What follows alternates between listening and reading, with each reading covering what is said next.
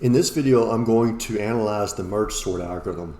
That will involve producing a formula that is a function of the number of elements in an array to sort, so that way we can ultimately determine the order of growth of the algorithm. Now, I already made a video that demonstrated how merge sort works. If you haven't seen that, then I'll link to it below and you can watch it. But let's look briefly at the code that I used for that so you can better follow along what I'm saying. So this was a C program that I wrote. The difference between this and what I showed in the last video is I removed these print statements that were here to show the output. But here's the function that you initially call. You would give it the array to sort and the indices of the first and last element of the array. And then if first was less than last, then we would calculate a midpoint, and then we would call merge sort again, looking at the left half of the array. We come into another instance of the function, keep doing that until we bottom out, and then eventually we have to look at the right half of the array, look at that in parts as well, and then in the end we want to merge parts such that we get a sorted array. So what does the merge function look like? So here's the function. So we declare a bunch of variables up here. We allocate memory to store the left half of the part of the array we're looking at and the right half of the part of the array we're looking at. We copy the left half of the part of A we're looking at into array L, copy the right half of the part of array A that we're looking at into array R, and then ultimately we compare elements of each of the two arrays and copy them such that the result will be sorted back into A.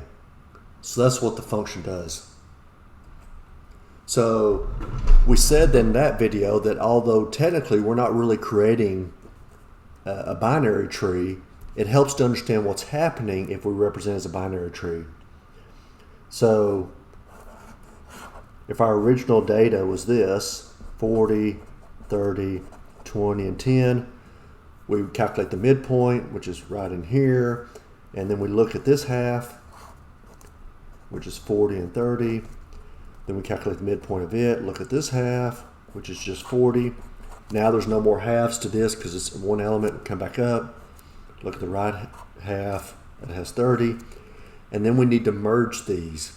And when we do, what will happen is that this becomes 30 and 40, which really means in the original it's 30 and 40. And then we work back up to here, we look at the right half, it's 20 and 10, look at the left half, it's 20, look at the right half, it's 10. We merge these such that we would have 10 and 20, and then we merge these, and the original A at this point is 30, 40, 10, 20. When we merge the two halves though, the original A will be changed such that ultimately it will be 10, 20, 30, and 40. So the question now is, how much work was involved? So back over in the merge sort function, which I'm just going to abbreviate here. So MS, we get A, the first element, the last element. We said if the first element was less than last, then what we would do is we would calculate a midpoint. Then we would call merge sort again using A, the first, and the midpoint.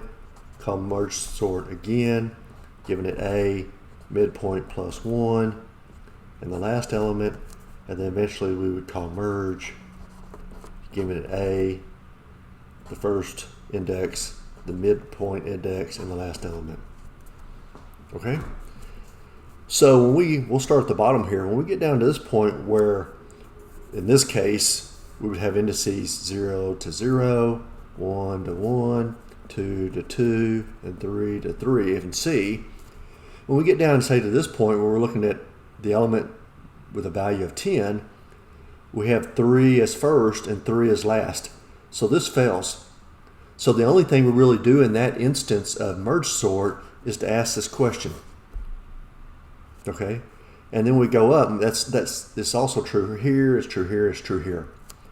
Now when we get to something like this, where we're merging these, remember that what we did is we said that we would copy L would be the 20 and infinity, right would be, and these are equals really, would be 10 and infinity.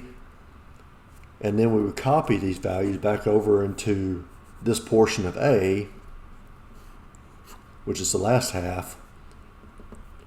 And we would copy the 10 to here and the 20 to here.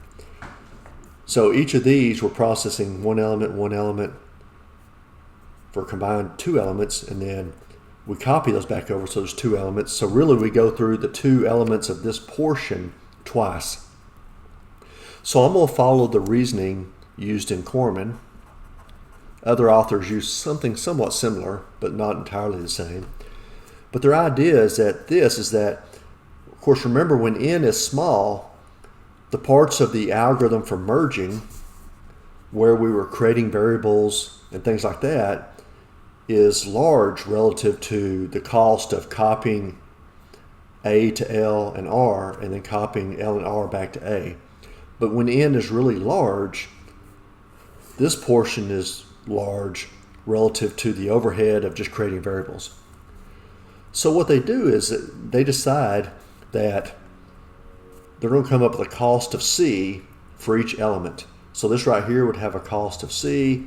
Doing this right here has a cost of C. This has a cost of C. This has a cost of C.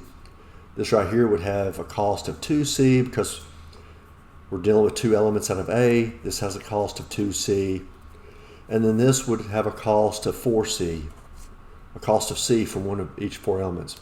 Because ultimately at each portion, as we're working our way through the algorithm, when we get to here, we have to calculate the midpoint. So we split this in half in some sense. We're not truly splitting it. We're just looking at indices. But there's a cost of splitting this. And then ultimately there's a cost for recombining the parts. So Corman comes up with the recurrence relationship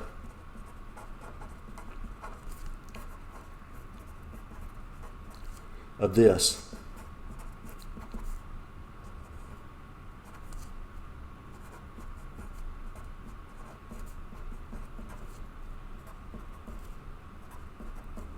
So that says when we're looking at something that only has one element, n equals 1, like we do when we come into merge sort, when we get down to 3 and 3 as the indices, the cost is C.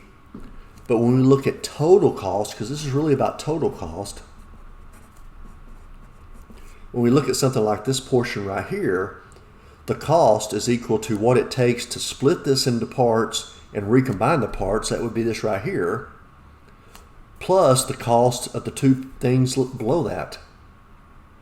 So if we had t is equal to 2, for example, what that's equal to is the Cn, that's this part right here, that's the 2C, for, once again, splitting this into parts and recombining the parts, plus the cost of the parts below it. So that would be a t of 1, right? Because if n is 2, 2 divided by 2 is 1, and another t of 1, that has a cost of C, that has a cost C, and so we can see C, C, 2C, ultimately it's equal to 4C. And we could do the same thing right here. This would be 4C, and then the cost here would be the 4C of splitting and combining plus the 4C plus the 4C. So for this particular example, what we have is we have t of 4, then we have a t of 2, a t of 2, and then a t of 1, t of 1, t of 1, t of 1. And so that was a cost of C, C, C, C. T of 2 here was equal to CC plus the 2C just for splitting and combining. I'm just going to write this for just this portion of it. But ultimately the total there would be 2C plus C plus C, which is 4C again, like I said. This is 2C by the same reasoning. And this is 4C plus everything below it. So if we work our way over, we see, okay, for this row we have 4C. Here we have 2C plus 2C is 4C. C plus C plus C plus C is also 4C for a total of 12C. So that's fine for this particular example, but we need some general formula in order to determine the order of growth. This doesn't prove what happens if we just say T of n where we don't know what n is yet. So we need to look at that. So there's different ways to do it, and I'm going to show you two different ways. But one of those ways looks like what we just did, and that is to create what is called a recursion tree. And so this is really the recursion tree method. So what happens is we start off with, if we had T of n, and T of n ultimately can be replaced by what? T of n divided by 2, T of n divided by 2, plus Cn for this part. So Cn plus the cost for T of n divided by 2 and T of n divided by 2. Remember there's two of those, because remember our relationship was this.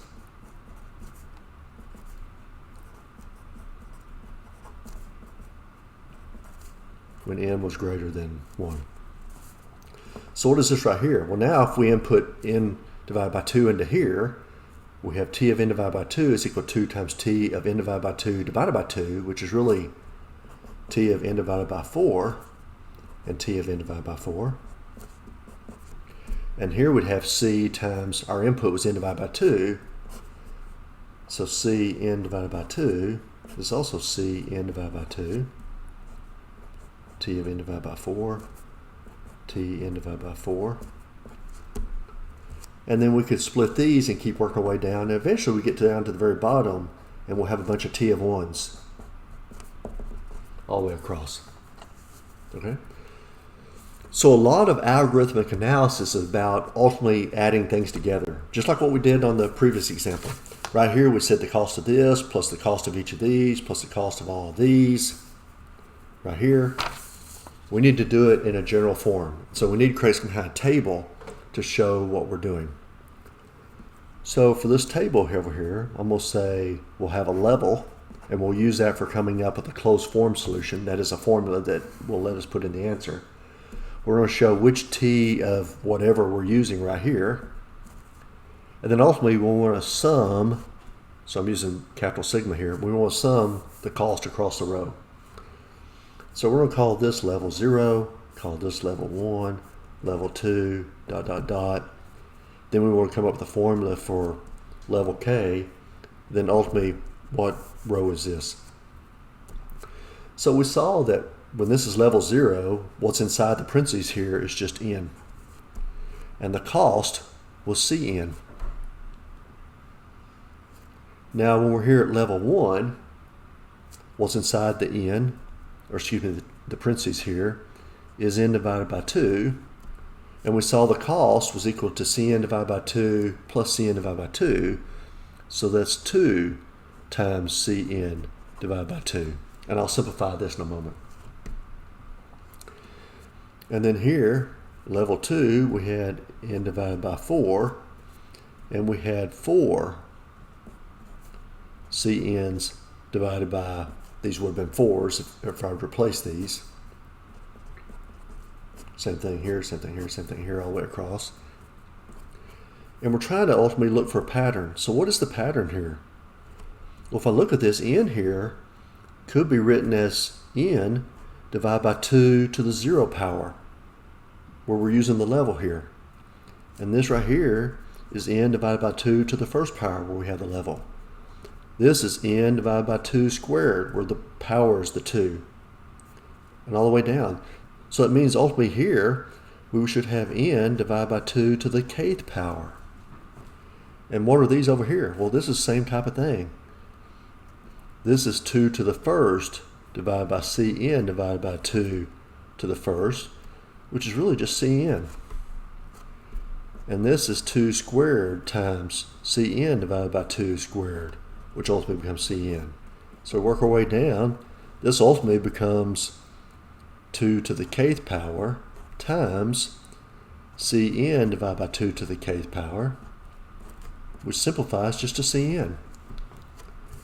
And then ultimately, as we work our way down, how many T1s will we have? Well, each T1 represents one of the elements of the array. And one of the things I should have mentioned is that for the analysis here, we're assuming that n is equal to the, we'll say p power, where p is an int. The whole point of that is to allow us to split this in half each time. So like n could be 2, it could be 4, it could be 8, 16, 32, whatever. That way, each level here will be completely full. It just makes the analysis easier. But if we do that, eventually when we get to the bottom here, we will have n T1s, which means the total cost here has to be n times C, which is just Cn. Right? So what about these other things? What will be here? Well, we can look at this to try to generalize. We already know that's going to be this. But eventually this right here works down just to being 1, right? That's what we see here. This is a 1 at the bottom. Going back to our earlier example, 4 became 2 and 2, became 1, 1, 1, 1. We will know what value of k does it take to get to 1. And so when we do this, we can solve this. We know eventually there will be some value of k such that n divided by 2 of k is equal to 1. So when we solve that, so eventually we have n over 2k equals 1, and we get n is equal to 2 to the kth power. We take the natural log, or excuse me, not the natural log, we take the log base 2 of each side, which is just written as lg. So log base 2 of n is equal to k, which says k at this point be log base 2 of n. So that's the final row right here. So what was the point of all that? Well, ultimately, we know the cost for each row is Cn for this particular algorithm. It's not every version of the recursion tree ends up that way, but for this one it does. And so in order to get the total cost for the tree, we need to figure out how many rows there are. Well, let's look at what we had here. When we had n was equal to 4, we had t of 4, and then we had t of 2, and then we had t of 1, which means we stopped at level 2. But we had 3 rows, so what's the relationship? Well, when n was 4, then log of 4 was 2. Like I said, that would be right here. But we need to say there's 3 rows. So the number of rows, or levels, we would take log of n plus 1. So the number of levels is equal to log base 2 of n plus 1. And each of those has a cost of C of n. So now we can produce what's called a closed form solution. That is, it's a single formula that just lets us put in n and tell us what the cost will be. So our formula then is t of n is equal to log of n plus 1. So this n is only for log of n here, times the cost of Cn per level, which you could multiply out if you want to as Cn log of n plus Cn. So we said that when n was equal to 4, the cost was 12c. Does our formula seem to work for that? This won't be a proof overall. You would have to use mathematical induction to prove this is true overall. But we can test it out real fast just to see if it sort of works. So we have t of 4 is equal to c times 4 times log of 4 plus 4c, which is equal to 4c times log base 2 of 4 is just 2 plus our 4c again. So 4c times 2 is 8c plus 4c, which is equal to 12c. That's 12. So it did work for our formula. So this is our closed form solution. So how do we get an order of growth from that? Well, remember that when you're looking at orders of growth, and we're talking specifically about the big O value, which is an upper bound, it depends on the case. That is, what is your best case scenario? What would be your worst case scenario? What's your average case scenario, and so forth. These are the ones you look at. Let's look back at our code and try to understand what happens. So down here, this isn't really based on the size of the array, other than the fact that if you had an array of size 1, then this would fail or actually it would run the first time, but there's nothing else to split. But this code right here isn't really based on the size of the subpart that you're looking at, and the order doesn't change this right here. So whether our data is already sorted, 1, 2, 3, 4, 5, or if it's reverse sorted, 5, 4, 3, 2, 1, or if it's something in between, 5, 3, 2, 1, 4, something like that, this doesn't really matter. So what about up here? Well, if we look at this code, we do this no matter what order the data's in. We do this no matter what, this. The only place where you potentially could be affected by the order of the data would be when you're asking the questions. But for our implementation here, this runs a certain number of times no matter what the order of the data is. And on each iteration, it asks this question. Now, it would be possible if instead of using sentinels, if you wrote the code to say, well, once I've ran out of data in one of these temp arrays, but there's still elements in the other array, just add those to the end. You could do that and not have to ask this question. But this particular implementation doesn't do this.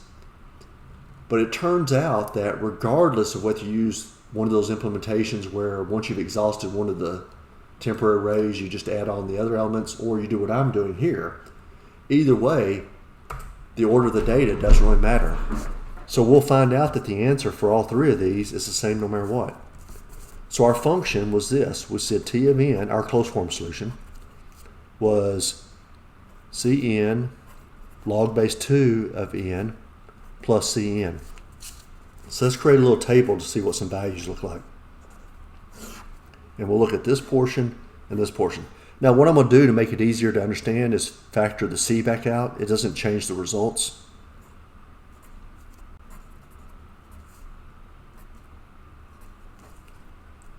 Okay, factor that out. We're just looking at this and this actually. So n and n log n.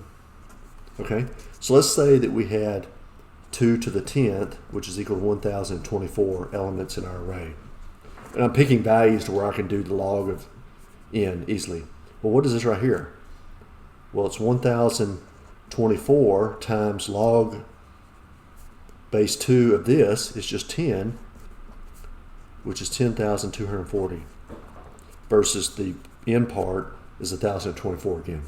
So this is 10 times this. If we had 2 to the 20th, which is approximately 1 million, it's actually a little bit more. Over here, we would have about 1 million times log base 2 of 2 to the 20th is 20, which is about 20 million. So it's about 20 times this. And we could do more. 2 to the 30th is approximately equal to 1 billion. So we'd have about 1 billion times 30, which is 30 billion. So this part is 30 times what this is. So what I'm getting at is when we look at the total cost, as n goes up, this portion right here accounts for more and more of the total cost.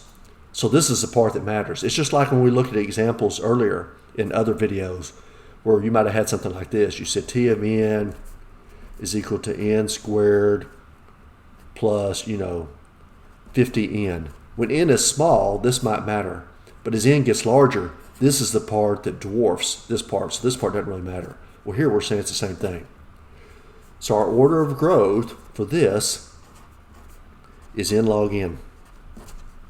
And to put that in perspective, n is faster than n log n, which is faster than n squared. So out of these, we go from smallest to largest as we go down. So if you had a sorting algorithm that could work in this time, which they don't really exist, unless there was some kind of special case. I mean, there's best case where you can get that, but in general, you don't get that. But if you did, that would be the best, and then this in general is better than this, and in general, this would be worse. Okay? So that was the recursion tree method. There's another way, though, to solve the recurrence. And in that case, we just do what basically you would just say you're solving the recurrence. So the method I'm going to use is sometimes called the expand guess, and verify method.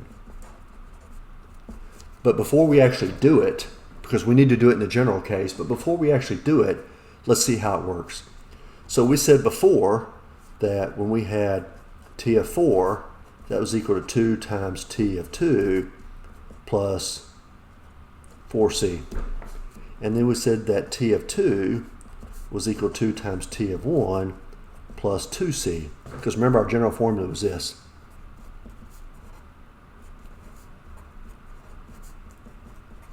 So as this n changes, this n changes, and this changes. That's what I have here. And then we have t of 1 was just equal to c, right? Because our recursive definition actually bottomed out. It was actually this. So when n is equal to 1, we have c. When n is greater than 1, we have this formula. So what could we do here? Well, we could say that then t of 2 is equal to 2 times t of 1, which is c, plus 2c. And I'm not going to simplify this yet. And then we could say, well, t of 4 was equal to 2 times t of 2. Well, that is 2c plus 2c plus 4c. And what does this simplify to? Well, 2 times 2c is 4c, 2 times 2c is 4c, plus this 4c is the 12c we got before. So that's sort of the idea, but we need to do it in the general case. So let's look at this. So we'll say t of n is equal to 2 times t of n divided by 2 plus cn. And now we replace t of n divided by 2 with 2 times t of n divided by 4 plus cn divided by 2 plus cn. So this cn is this right here. And this right here is what you get if you said, what is t of n divided by 2? But I'm going to rewrite it like this. So 2 times 2 is 2 squared. Because ultimately we're looking for a formula, which means we need to not simplify too much. We're going to look for a closed form solution just like we did before. Times t of n divided by 2 squared. So 2 times this just becomes cn, and this is also cn. So we have 2 cn's. And now we're going to take this, so we have 2 squared times t of n divided by this right here, or actually it's going to be 8, sorry, plus cn divided by 4 plus our 2cn, and there's 2 here, which now becomes 2 cubed t times n divided by 2 cubed plus 2 squared is 4 times cn divided by 4 is a cn, but we already had 2 cn's plus 3 cn. And now I think I have enough to see a pattern. So dot, dot, dot, eventually what we get is 2 to the kth power times t of n divided by 2 to the kth power plus k times cn. And we know, just like before, eventually n divided by 2 of k is equal to 1. And from that, we get that 2 to the kth power is equal to n. Take the log of both sides to base 2, and we have k is equal to log base 2 of n. And so now we can take this and plug it back into here, and we get to t of n is equal to the log base 2 of n times, remember we said eventually k was equal to 1. This would be t of 1 plus k is this. So I'm going to rewrite it cn log base 2 of n, and we said t of 1 is c. And what is this? 2 to log base 2 of n. Well, remember, this is saying 2 to some power equals n, and we're raising this 2 to that power, so we just get n. So it becomes cn plus cn log of n, and if we just reverse the two sides on the plus sign, this is what I had before.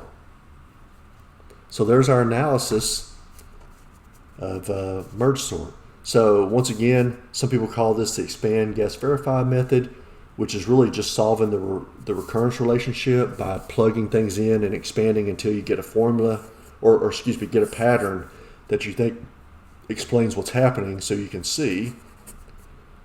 But either way will work.